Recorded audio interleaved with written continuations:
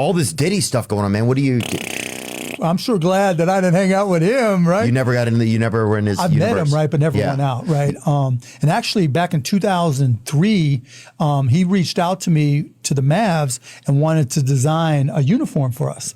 And I never met him. We did it all via email. And so he had some of his designers get in touch with me, and they put together some, and it was a cool looking uniform, right? Yeah. We used it for a couple of years, but that was the extent of my connection to Diddy. I never hung out or did anything. And you know, I hung out enough in LA, but I never really heard stories about the parties or anything like that. That wasn't my scene.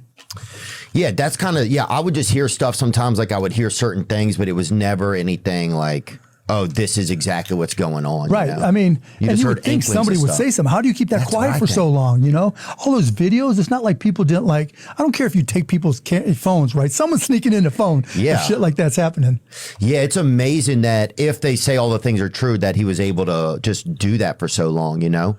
What is a level like, is it scary when people get to a level of wealth that they can kind of have anything? Like, what is some of that? See, I don't look at it that way, right? And I'm not saying you do. No, either, no, I hear but you. I'm just curious about it. Yeah, like what are the options, right? Right. Like if you're rich as fuck, what can you do and get away with, right?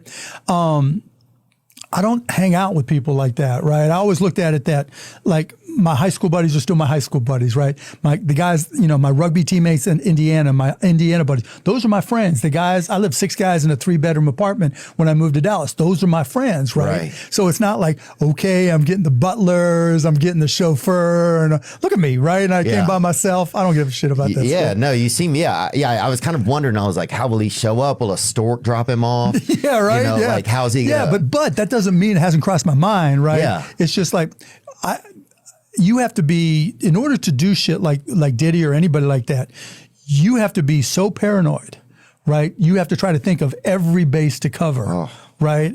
And, you know, now part of me wishes I'd done, because there's too many pictures of me out drunk with my friends and shit like that, right? Yeah. But I just don't like to live paranoid, right?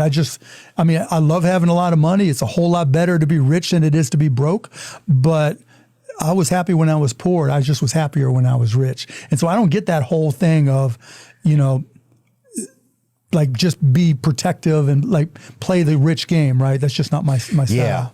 Yeah, that's kind of it. I think play the rich game.